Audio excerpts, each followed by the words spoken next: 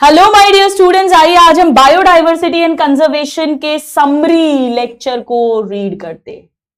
बहुत ही प्यारा चैप्टर है, बहुत ही छोटा सा चैप्टर है और बहुत ही मजेदार चैप्टर है। इसमें सबसे पहले हमने बात की थी कि अगर एलियन कोई डिस्टेंट गैलेक्सी से आएगा तो देखकर चौंक जाएगा, हैरान हो जाएगा, इतने तरह की स्पीशीज है। हमने बात की थी 3 लाख स्पीशीज है बीटल्स की, 28,000 स्पीशीज है फिशेस की, एंड्स और ऑर्किड्स की 20,000 स्पीशीज है। बेस्ट फ्रेंड आउटरिक्स से हमने इसे याद किया था। फिर हमने बात की थी कि आखिर बायोडाइवर्सिटी होती क्या है। बायोडाइवर्सिटी का मतलब है all levels of biological organization में, मैक्रोमोलिक्यूल्स विद इन सेल से लेकर बायोम के लेवल तक, ऑल लेवल्स पर जितनी भी भिन्नता है, डाइवर्सिटी है, हेट्रोजेनेसिटी है, उस पूरे को बोलते हैं बायोडाइवर्सिटी। और ये वर्ड पॉपुलर बनाया था एडवर्ड विल्सन ने, जो एक सोशियो बायोलॉजिस्ट है। 3 तरह की बायोडाइवर्सिटी पढ़ी थी, genetic, species and ecosystem. Genetic diversity मतलब एक ही स्पीशीज के अंदर भी जेनेटिक डाइवर्सिटीज हैं। इसको हमने 3 एग्जांपल्स पढ़े थे, रीमा डिड पीसीआर, यानी मैंगो की 1000 वेराइटीज, चावल की 50,000 से ज्यादा वेराइटीज, और रोवोल्फिया वोमिटेरिया एक मेडिसिनल प्लांट है, इसके अंदर रेजरपाइन केमिकल मिलता है। हिमालयन रेंज में इसकी पोटेंसी और कॉन्सेंट्रेशन वैरी करता है डिफरेंट वेराइटीज में। इस ट्रिक से हमने इसे याद किया था। स्पीशीज लेवल की बात करें तो वेस्टर्न घाट में एम्फीबियंस की मोर स्पीशीज हैं देन ईस्टर्न घाट। और इकोसिस्टम, इकोलॉजिकल लेवल पर बात करें तो इंडिया में तरह तरह के इकोसिस्टम्स हैं। बजाय एक स्कैंडिनेवियन कंट्री लाइक नॉर्वे के, तो इंडिया की ग्रेटर बायोडाइवर्सिटी है इकोसिस्टम लेवल पर दैन स्कैंडिनेवियन कंट्रीज जहां मोस्टली ठंड रहती है लाइक नॉर्वे। हमने बात करी थी कि प्रेजेंट रेट में बहुत तेजी से स्पीशीज का लॉस हो रहा है, जो इंटरनेशनल चिंता का विषय है। पर उसके पहले कितनी स्पीशीज है अर्थ पर?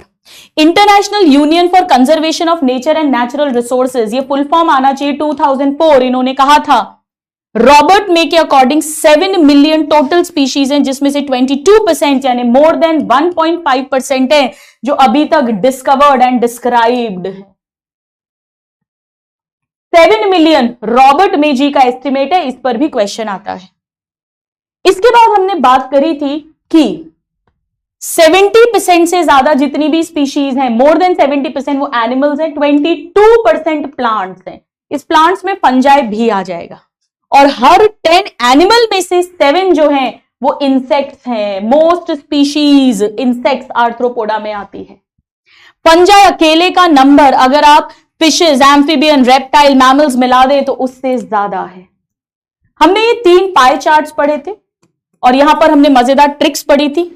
पहली ट्रिक थी India is one of most developed countries, या इंडिया ओ माय कंट्री।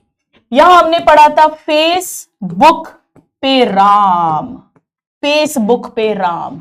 और यहां पर हमने पढ़ा था कि अंगद यानी एंजियोस्पर्म एक बहुत ही फन गाय यानी फंजाई है, एंड यानी एल्गी मोस्ट फेमस लाइकन। ये ट्रिक्स हमने बहुत मजेदार तरीके से पढ़ी थी। नाउ इस पर भी डायरेक्ट क्वेश्चन आया है, प्लांट वाले पर भी क्वेश्चन आया हुआ है प्रीवियस ईयर क्वेश्चन में थ्योरी बेस्ड, और इनवर्टिब्रेट्स वाले पे क्वेश्चन आया हुआ है प्रीवियस ईयर के अंदर पाई चार्ट के ऊपर। अब इसके बाद हमने पढ़ा था कि इन एस्टिमेट्स में प्रोकैरियोट्स के लिए कोई जगह नहीं दी गई है। उसके 3 रीजंस थे, जो कन्वेंशनल टैक्सोनॉमिक मेथड्स हैं वो सूटेबल नहीं है, बहुत सारे कल्चर ही नहीं होते हैं लैब में, और अगर हम मॉलिक्यूलर और बायोकेमिकल क्राइटेरिया देखें तो अकेले यही मिलियंस में हो जाएंगे। चलिए इसे आगे हम कंटिन्यू करते हैं।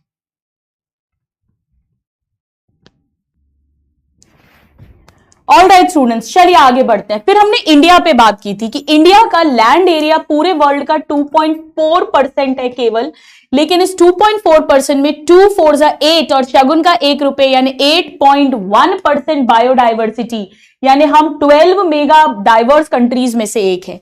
इंडिया के अंदर अभी तक 45,000 स्पीशीज ऑफ प्लांट्स एंड 90,000 यानी ऑलमोस्ट डबल एनिमल स्पीशीज हैं जो रिकॉर्डेड है, ऑलरेडी रिकॉर्डेड है। और अगर हम 22% सोचें कि वही डिस्कवर्ड है, यानी अभी भी 1 lakh species of plants and 3 lakh species of animals हैं which are yet to be discovered. फिर हमने बात की थी कि इतना तेजी से बायोडायवर्सिटी लॉस हो रहा है कि हम पढ़ते पढ़ते भी इस समय भी न जाने कितनी सारी स्पीशीज का लॉस हो रहा है। फिर हम आए थे पैटर्न्स ऑफ बायोडायवर्सिटी में। पैटर्न्स ऑफ बायोडायवर्सिटी में लैटिट्यूड पैटर्न की अगर हम बात करें तो जैसे जैसे हम इक्वेटर यानी लो लैटिट्यूड से पोल्स की तरफ जाएंगे, नॉर्थ या साउथ, वैसे वैसे बायोडायवर्सिटी लेस होती जाएगी। इसका रीजन क्या था? इसका पहले एग्जाम्पल दिए थे, 2 एग्जाम्पल दिए थे। अगर हम एक ट्रॉपिकल जंगल देखें इक्वेडोर और एक टेम्परेट जंगल देखें जैसे यूएसए का मिडवेस्ट, तो वस्कुलर प्लांट्स में 10 टाइम्स ज्यादा स्पीशीज हैं ट्रॉपिकल फॉरेस्ट के अंदर। इसी तरह से सेकेंड एग्जाम्पल इन्होंने एनिमल बर्ड्स का दिया था। कोलंबिया जो इक्वेटर के पास है, इंडिया भी जो मोस्टली ट्रॉपिक्स में, वहां पे 1400 एंड मोर देन 1200 स्पीशीज है, जबकि न्यूयॉर्क 41 डिग्री नॉर्थ यानी टेम्परेट में वहां स्पीशीज कम हो गई और ग्रीनलैंड 71 डिग्री नॉर्थ में स्पीशीज और कम हो गई। हमने मजेदार ट्रिक से इन सबको याद किया। अर्थ पर यह भी प्रीवियस ईयर क्वेश्चन आया हुआ है, सबसे ज्यादा बायोडायवर्सिटी साउथ अमेरिका के ट्रॉपिकल अमेजोनियन रेन फॉरेस्ट में है। कितनी स्पीशीज हैं इसे हमने मजेदार तरीके से पढ़ा था। प्लांट्स, ट्री में 4 है तो 4 के बाद 40 यानी 40,000 प्लांट स्पीशीज हैं। मोर देन 1.25 लाख इनवर्टिब्रेट्स हैं, 13 फिशेज और बर्ड्स हैं, मैमल्स और एम्फिबियंस है 427 और 378 रेप्टाइल्स। इसे मजेदार ट्रिक से हमने क्लास में याद किया था।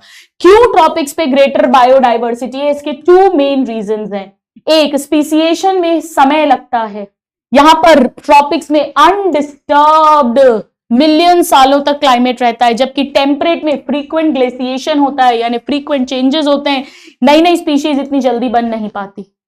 दूसरा, ट्रॉपिकल के अंदर लेस सीजनल यानी more constant and more stable environment है।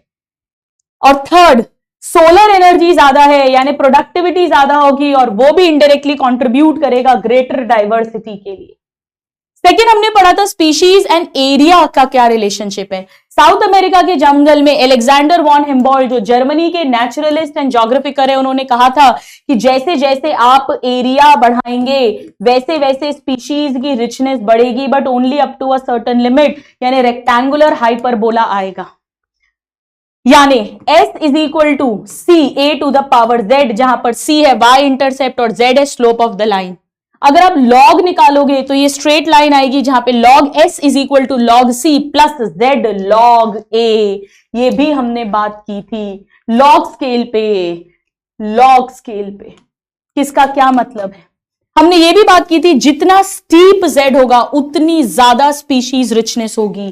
Z की वैल्यू की भी हमने बात की थी कि Z की वैल्यू नॉर्मली 0.1 से 0.2 होती है Z की वैल्यू, लेकिन लार्जर एरियाज लाइक कॉन्टिनेंट्स के लिए 6 टाइम्स कर दो, 0.6 से 1.2 होती है। जैसे एक एग्जाम्पल दिया हुआ है, यानी ज्यादा है Z की वैल्यू, स्टीपर है। जैसे फ्रूट्स खाने वाली फ्रूजीवोरस ईटिंग बर्ड्स और मैमल्स जो है पूरे कॉन्टिनेंट के लेवल पर बात करोगे तो वो 1.15 Z की वैल्यू है, होती भी है 0.6 से 1.2, यानी उसी रेंज की बात की गई। फिर हमको ये समझाया गया क्या वाकई में स्पीशीज डाइवर्सिटी ज्यादा होना इंपॉर्टेंट है इंपॉर्टेंट। जितनी ज्यादा कम्युनिटीज में स्पीशीज होंगी उतनी वो स्टेबल कम्युनिटी, स्टेबल इकोसिस्टम होगा। स्टेबल का क्या मतलब है? स्टेबल के 3 मतलब है। प्रोडक्टिविटी में ईयर टू ईयर वेरिएशन ज्यादा नहीं होना चाहिए। ओकेजनल डिस्टर्बेंसेस चाहे एनवायरमेंट चाहे मैनमेड हो उसके लिए रेजिस्टेंस या रेजिलियंस होना चाहिए, और एलियन स्पीशीज के लिए भी रेजिस्टेंट होना चाहिए, तब हम उसे स्टेबल कम्युनिटी या इकोसिस्टम कहते हैं। इस बात को प्रूव किया था डेविड टिलमैन ने लॉन्ग टर्म इकोसिस्टम एक्सपेरिमेंट से। उन्होंने कहा था कि ऐसे प्लॉट्स जहां पर मोर स्पीशीज हैं उनमें टोटल मास प्रोडक्टिविटी में year two year variation less है और उनमें ज्यादा प्रोडक्टिविटी भी है। तो डेविड टिलमैन जी ने इस बात को प्रूव किया था। Deepika Padukone is on long outdoors. तो डेविड टिलमैन प्रोडक्टिविटी हाई होगी, लॉन्ग टर्म इकोसिस्टम एक्सपेरिमेंट किया था आउटडोर प्लॉट्स को यूज करके। फिर हमसे पूछा गया था कि क्या वाकई में अगर एक आध स्पीशीज लॉस हो जाए तो लेस फंक्शनल हो जाएगा? इस बात को एक एग्जाम्पल से, कंपैरिजन से हमें स्टैनफोर्ड यूनिवर्सिटी के इकोलॉजिस्ट पॉल एहरलैक ने समझाया था। उन्होंने कहा था इस पूरे इकोसिस्टम को अगर एयरप्लेन माने और इसके नट बोल्ट रिवेट्स को स्पीशीज माने, तो अगर नॉर्मल कोई रिवेट खोलोगे आप चेयर टेबल की तो फर्क नहीं पड़ेगा, लेकिन विंग की रिवेट्स अगर आपने खोल दी तो प्लेन क्रैश हो जाएगा, चांस खतरे के बढ़ जाएंगे। इसी तरह से कीस्टोन स्पीशीज होती हैं जो पूरे इकोसिस्टम में बहुत इंपॉर्टेंट है, उसे ड्राइव करती हैं। अगर उसका लॉस हो गया तो इकोसिस्टम की स्टेबिलिटी पे फर्क पड़ेगा। ये एयरप्लेन कंपैरिजन एनालॉजी से उन्होंने हम समझाया था। इसे कहते हैं रिवेट पॉपर हाइपोथेसिस। स्पीयर नाम की ट्रिक से हमने ये सब कुछ अंडरस्टैंड किया था, ये बात हमने अंडरस्टैंड की थी। फिर हम आते हैं लॉस ऑफ बायोडाइवर्सिटी पर। यहां पर हमें बताया कि ह्यूमन इंटरफेरेंस के पहले भी 5 मास एक्सटिंक्शंस हुए हैं, पर जो 6th एक्सटिंक्शन है मैन के कारण, एंथ्रोपोजेनिक, वो 100 to 1000 टाइम्स फास्टर रेट से हो रहा है। जैसे हमें एक एग्जाम्पल बताया कि ट्रॉपिकल पैसिफिक आइलैंड में ह्यूमन ने कॉलोनाइज किया, कॉलोनीज बनाई, तो 2000 से ज्यादा वहां की नेटिव बर्ड की स्पीशीज जो है वो एक्सटिंक्ट हो गई हैं। एक्सटिंक्ट सबसे कम पेड़ हुए हैं, उससे ज्यादा वर्टिब्रेट और सबसे ज्यादा इनवर्टिब्रेट्स होते भी ऐसे ही हैं। लास्ट 500 इयर्स में टोटल 784 स्पीशीज एक्सटिंक्ट हुई हैं। हमने 78 का उल्टा यानी ये 87 है। 369 नहीं लिखना, 359 लिख दिया, -21 कर दो तो 338 इसकी स्पीशीज। डायरेक्ट क्वेश्चंस आते हैं, डायरेक्ट क्वेश्चंस आते हैं। रीसेंट एक्सटिंक्शंस के एग्जांपल्स दिए गए हैं।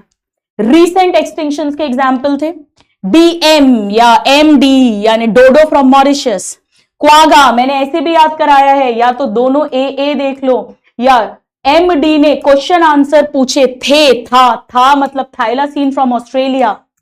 किसके बारे में? रशियन स्टाफ के बारे में, या स्टेलार में भी आ रहा है, रशिया में भी आ रहा है। और बाली, जावन, कैस्पियन टाइगर की 3 सब स्पीशीज, बेटा स्पीशीज नहीं सब स्पीशीज, ये रीसेंट एक्सटिंक्शंस हैं। इस समय भी ऑलमोस्ट 15,500 से ज्यादा स्पीशीज हैं पूरी दुनिया में जिन्हें खतरा है एक्सटिंक्शन का, लुप्त होने का। अलग अलग ग्रुप्स में थ्रेट ऑफ एक्सटिंक्शन भी अलग अलग होता है। हमने इसको बड़ी मजेदार ट्रिक से पढ़ा था, बिग मा। बर्ड्स को है 12%, इसमें 11 जोड़ दो तो 23% मैमल्स को, इसका उल्टा कर दो 32% एम्फीबियंस को, इसमें -1 कर दो 31% जिम्नोस्पर्म्स को। इस समय पर रिस्क ऑफ एक्सटिंक्शन है। फिर हमने बात की थी कि 5 एपिसोड्स हो चुके हैं बिफोर ह्यूमन मास एक्सटिंक्शन के, और अब 100 to 1000 टाइम्स फास्टर हो रहा है जो करंट 6th वाला एपिसोड है। अगर बायोडाइवर्सिटी का लॉस हुआ तो क्या होगा? स्टेबिलिटी कम हो जाएगी, यानी प्रोडक्टिविटी कम हो जाएगी, year two year variations increase हो जाएंगे और रेजिलियंस कम हो जाएगा। फिर हम आते हैं कि आखिर बायोडाइवर्सिटी का कॉज क्या है। यह है चांडाल चौकड़ी, 4 मेजर कॉजेज इवल क्वाड्रेट, और इसमें से भी सबसे कॉमन, ये 3 बार प्रीवियस ईयर क्वेश्चन आए 2016, 19 एंड 23 में, कि मोस्ट कॉमन कॉज क्या है? Habitat loss and fragmentation. यहां पर इन्होंने बताया कि ट्रॉपिकल रेन फॉरेस्ट जो करीब 14% लैंड एरिया कवर करते थे, अब 6% से भी कम रह गए हैं। फिर इन्होंने यहां पर हमें एग्जाम्पल दिया अमेज़न के जंगल का, लंग्स ऑफ द प्लैनेट है, यहां पर इन्हें काटा जा रहा है तेजी से। क्यों? सोयाबीन की खेती करने के लिए नंबर 1, और नंबर 2 बीफ कैटल को रेस करने के लिए इसे घास के मैदान में कन्वर्ट कर रहे हैं। जरूरी नहीं हैबिटेट लॉस हो, पॉल्यूशन से डिग्रेड भी हो सकता है, या उसे छोटे छोटे टुकड़ों में बांट सकते हैं, फ्रैगमेंटेशन। ऐसे केस में वो जानवर जिन्हें लार्जर एरिया चाहिए रहने के लिए, या जिनकी माइग्रेटरी एक्टिविटीज हैं, वो बैडली अफेक्ट होंगे, उनका एक्सटिंक्शन लॉस हो सकता है। सेकेंड कारण होता है ओवर एक्सप्लॉयटेशन, जब हमारी जरूरत हमारे लालच में बदल जाए। पिछले 500 सालों में स्टेलार सी काउ, पैसेंजर पिजन, कई सारी मेरीन फिशेस ओवर एक्सप्लॉयटेशन के कारण से खत्म हो गई है। तीसरा होता है अगर कोई एलियन स्पीशीज इंट्रोड्यूस कर दी जाए अनइंटेंशनली या जानबूझकर। यहां पर हमने एक ट्रिक से याद किया था, और वो थी प्लेन पार्थेनियम जिसे इंपोर्ट किया गया था, carrot grass, lantana, Nile perch, Eichhornia जो terror of Bengal and African catfish Clarias gariepinus. Nile perch को ईस्ट अफ्रीका के लेक विक्टोरिया में इंट्रोड्यूस किया गया था, और 200 से ज्यादा छोटी छोटी फिशेस को उसने एक्सटिंक्ट कर दिया था। एक एक वर्ड पे क्वेश्चन आता है। और अफ्रीकन कैटफिश गैरीपाइनस के कारण हमारी नदियों में जो और मछलियां हैं उन्हें खतरा है। तो पार्थेनियम, लेंटाना और इकॉर्निया ये 3 वीड्स हैं, पेड़ हैं खराब, एलियन पेड़ जो एक्सटिंक्शन करवा रहे हैं, और अफ्रीकन कैटफिश और नाइल पर्च मछलियां हैं। फोर्थ रीजन है को एक्सटिंक्शन। जैसे अगर एक मछली, होस्ट मछली एक्सटिंक्ट होगी तो उसके पैरासाइट्स भी हो जाएंगे, या जितने भी प्लांट पॉलिनेटर म्यूचुअलिज्म हमने देखा था, जैसे यक्का और उसका मौत, पिग और वास्प एक्सेट्रा। तो हमें ये तो समझ में आ गया कि बायोडायवर्सिटी का लॉस हो रहा है, नहीं होना चाहिए, और बहुत तेजी से हो रहा है, और क्यों हो रहा है। अब सवाल उठता है कि हम इसे क्यों बचाएं, वाई। इसके 3 रीजंस हमने पढ़े थे। पहला, अगर हम डायरेक्ट बेनिफिट की बात करें, जो हमें उससे डायरेक्ट फायदे होते हैं, इसकी ट्रिक मैंने बताई थी, F3CID। F मतलब इससे हमें फूड मिलता है, फायरवुड मिलती है, फाइबर मिलता है, कंस्ट्रक्शन का मटेरियल मिलता है, इंडस्ट्रियल प्रोडक्ट्स मिलते हैं, और D मतलब ड्रग्स, दवाइयां मिलती हैं। 25% दवाइयां हैं जो पेड़ों से मिलती हैं। बस यही साइंस जहां पर हम जेनेटिक लेवल पर, मॉलिक्यूलर लेवल पर, स्पीशीज लेवल पर ढूंढते रहते हैं इकोनॉमिक इंपॉर्टेंस के पेड़ कौन से हैं, उसे ही बायो प्रोस्पेक्टिंग कहते हैं। पर अगर हम थोड़ा सा और ब्रॉड बने तो इकोसिस्टम से सर्विसेज भी मिलती हैं, उसके लिए भी वी शुड कंजर्व। जैसे अमेज़न के जंगल, 20% टोटल ऑक्सीजन यहीं से आता है। पॉलिनेशन के लिए हमें ऑर्गेनिजम्स चाहिए, बीज, बम्बल्स बीज, bats, birds etcetera. And last but not the least, aesthetic pleasure, जो हमें उसकी खूबसूरती से शांति मिलती है, खुशी मिलती है। और थर्ड हो जाएगा एथिकल। भले ही कोई स्पीशीज काम की नहीं है तो क्या हुआ, भले ही कोई इकोनॉमिक बेनिफिट नहीं है तो भी हमारी मॉरल ड्यूटी है कि हम उसे फ्यूचर जनरेशंस के लिए कंजर्व करें। सो नैरोली यूटिलेरियन, ब्रॉडली यूटिलेरियन एंड एथिकल। अब सवाल उठता है हम उसे कैसे बचाएं। चलिए आइए तो अब हम इसे देखते हैं। ऑलराइट स्टूडेंट्स, तो इसमें हमने 2 अप्रोचेस पढ़ी थी, इन सिटू यानी ऑन साइट, यानी जहां वो रहते हैं उसी जंगल को, पूरा होल इकोसिस्टम को प्रोटेक्ट कर देना, या एक्स सिटू ऑफ साइट, अगर वो हाईली एंडेंजर्ड है, थ्रेटेंड है और इमरजेंसी में हमें उसे सेव करना है। नाउ इन एक्स सिटू में मैंने आपको बताया था zoological park, botanical garden, wild life safari, और जितना भी क्रायो प्रिजर्वेशन है, -196 डिग्री सेल्सियस लिक्विड नाइट्रोजन में, अब चाहे वो गैमीट हो, एग हो, सीमन हो, एम्ब्रियो, पोलन हो, सीड हो, किसी को भी प्रोटेक्ट करना, कंजर्व करना। और इन सिटू ऑन साइट के अंदर बायोस्फीयर रिजर्व सबसे बड़ा एरिया है, उससे छोटा नेशनल पार्क, उससे छोटा वाइल्ड लाइफ सेंचुरी।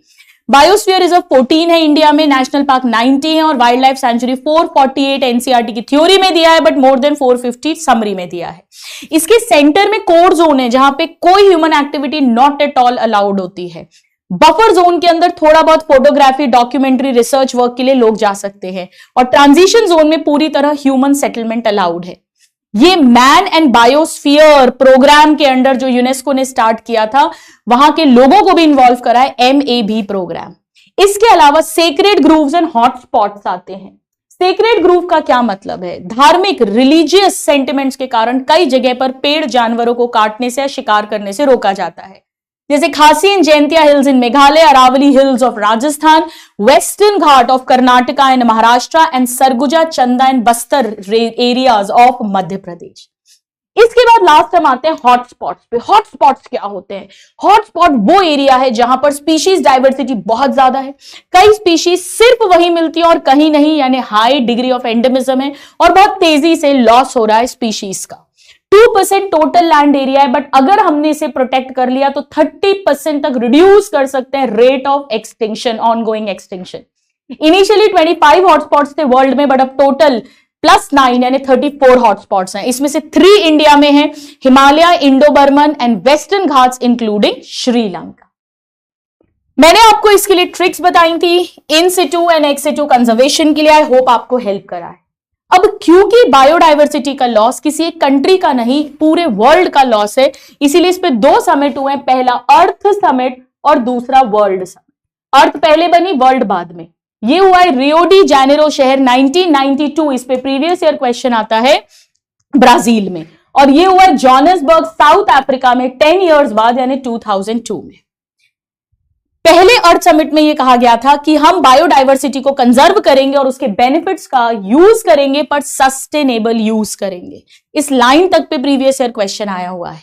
और सेकेंड वाले में 190 कंट्रीज ने पार्टिसिपेट किया था, और उन्होंने ये कहा था कि 2010 तक हम local level, regional level and world यानी ग्लोबल लेवल पर जो बायोडाइवर्सिटी लॉस की करंट रेट है उसे सिग्निफिकेंटली रिड्यूस करेंगे।